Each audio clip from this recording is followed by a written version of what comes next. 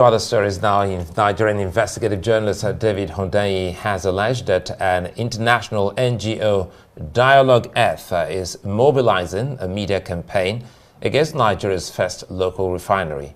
In a series of posts on Twitter over the weekend, Hundeyin said the NGO tried to bribe him to write an article discrediting Dangote refinery. He claimed he was offered 800,000 naira, that's the equivalent of $500 to write a smear piece against the refinery under the pretext of environmental concerns.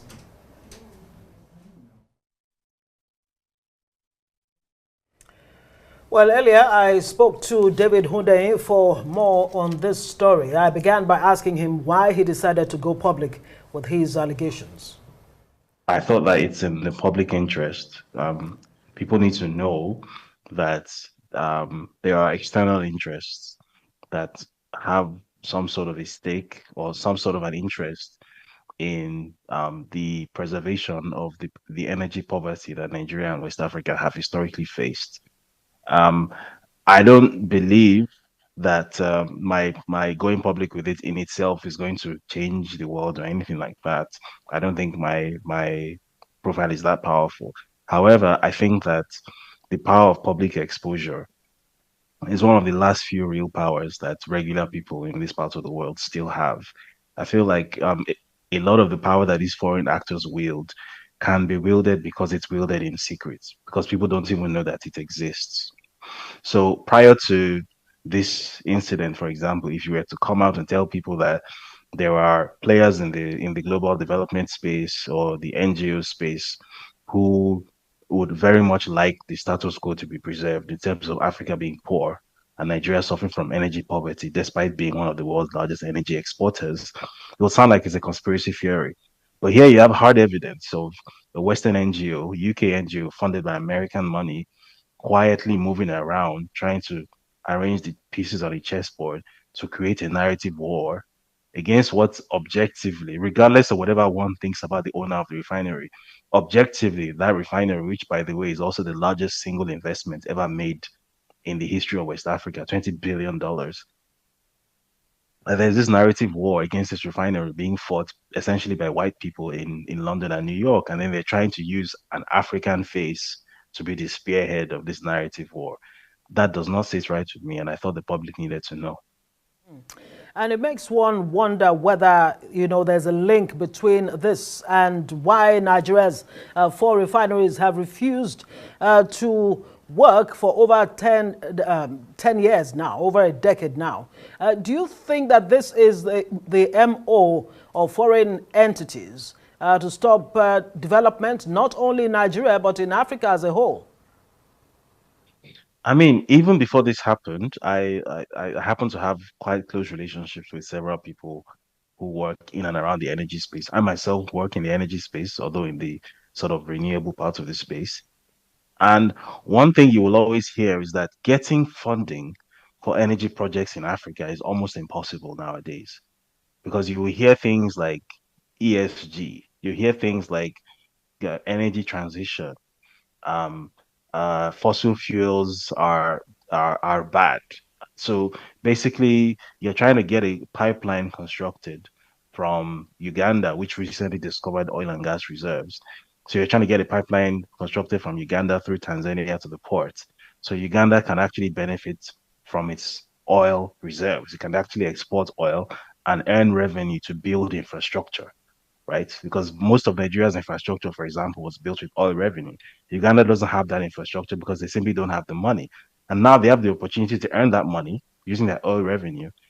And then the financing to actually build the pipeline is being blocked because they are being told that you are not allowed to build any energy infrastructure that has to do with fossil fuel because of emissions. Meanwhile, Africa is responsible for 3.9% of global emissions. We don't register on the ranking. We might as well not exist. So, what emissions are we cutting? We don't have anything to cut. You are looking at a starving man, his ribs are showing. This person is malnourished, he's about to drop dead. You're telling him that he needs to go to the gym and exercise and lose weight. That's what they're telling us. It makes no sense, Yeah, this is right? what And this this is is not what just dialogue. this is a The, Pan-African phenomenon right. prior to this. Sorry, go So ahead. this is what Dialogue Earth said you should do in carrying out a spare campaign against the Dangote refinery. And I'm wondering, now you have been offered $500, you turned it down. Is there any chance that other journalists or other individuals or entities may have been approached by not just this Dialogue Earth, but by other foreign entities, to scuttle major projects in Nigeria? Absolutely, 100%. First of all, with this particular instance, I'm pretty sure that I wasn't the only journalist that they would have reached out to. I'm quite sure, even though I can't prove that yet. But even in the aftermath of going public, they already sort of mobilized a narrative response. So I'm not going to mention the name of the news platform or the journalist involved, but there's already been that pushback where they've sponsored articles in two major Nigerian online news mediums and referred to what I did as sensationalist, that essentially it's not that big a deal, that I kind of misrepresented what was being done, and basically that I'm an attention seeker, and I did it to, I don't know, to chase clout or something. That is really not that big a deal. That's the narrative that they've mobilized, and they've sponsored it and put it on two Nigerian media platforms already, who are happy to publish it as they always are. Moving away from Nigeria, I have personal knowledge of incidents like this where, for example, the EACOP, which is a pipeline that is supposed to connect Uganda and Tanzania to the port in Tanzania.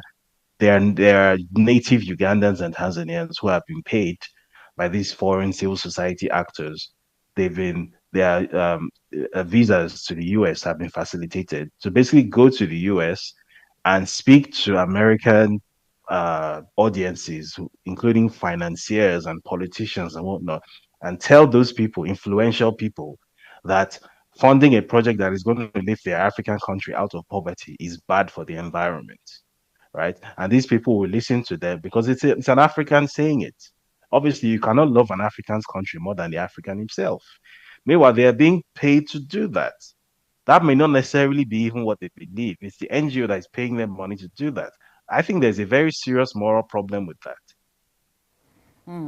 And I'm wondering why $500? I mean, is that how cheap these foreign bodies see African journalists, like yourself? And is this the first time you'll be approached, to do such a hatchet job? And how did you, respond or react if it's not the first time? So clearly, that is how much they think African journalists or how much they think it takes to compromise an African journalist or to co-opt an African journalist's voice. Because whether we like to hear it or not, the truth is that journalism on the continent is just generally not a very financially rewarding activity for most practitioners. So I'm guessing the market price that they have become used to, that this is what usually gets people to say how high when they ask them to jump, is this much. It's not the first time that I've been approached in terms of being commissioned to write a story or to write an article. It's a fairly common thing actually within the journalism space. If you have a good writing style that people like, or if you have a large audience, you get approached. And it's not the first one that I've turned down for ideological reasons. Sometimes I'll turn it down. Maybe it's some entity that wants me to write about Israel versus Palestine. And I'm like, you know what? I don't really feel comfortable writing about this. I don't feel like I personally should be commenting on this. I don't feel like I personally have a stake, and I don't feel like I should interfere in this. So I turn it down. But this is the first time that someone has come to me with an offer to write about something that affects my country and that affects me potentially, and basically told me to write against my own interests. How do you expect, what kind of outcome do you expect after this revelation, especially on the part of government? What are your expectations? I expect the government to do absolutely nothing, as they always do. The purpose of this wasn't to try and get a response from the government, but it was to educate the public, because I think that it's only the public now that can actually rescue this thing. Because clearly, the government of the day, at the very least, doesn't really seem to care. I'm being charitable in saying this, but at the very least, doesn't really seem to care whether Dangote Refinery takes off or not. I think that, again, regardless of whatever anyone's personal feelings and opinions are about the person of Aliko Dangote, I think it would be a disaster for Nigeria and for Africa if a $20 billion investment dies. That absolutely should not happen. But I think the Nigerian government is, at the very least, completely lukewarm about it. We've seen officials from the oil regulators come out and make statements that sound like it's a competitor that made the statement. We saw an official come out and say that, well, that Dangote Refinery's diesel has sulfur content that is above regulatory limits, and that in any case, it shouldn't be that one man shouldn't supply the energy, shouldn't control the energy market for Nigeria, which is true. But again, it shouldn't be a regulator coming out to say that, because it almost sounds as if the government is being antagonistic toward a private business in Nigeria, which is incredible. So my hope in going public with this was for Nigerian people to understand that there's a network of interests that would very much like to preserve Nigerian poverty, that would very much like to see them continue being poor, and that for the first time there is an opportunity to sort of very, very frontally and very visually oppose these interests. Because, as I said earlier, how these interests have generally worked in the past is by operating in the shadows. Occasionally, when they meet people like myself, people in the media space, they're able to get their way one way or the other. But now they were unfortunate enough to run into someone like me who, has a reputation for being a bit of a hothead. And I guess they regret that now. And I guess this has the fact that people can now see this hard evidence that this is the sort of skullduggery going on in the background, that this is not a conspiracy theory, this is real, this happened, this is in black and white. Then I think that does an important job of sort of rewiring the mental architecture of Nigerians so that they understand that you actually do have enemies, both local and international, and you need to start being serious about being an active citizen, because if you're not, there are people who are very happy to sort of occupy that space for you and keep you exactly where you are.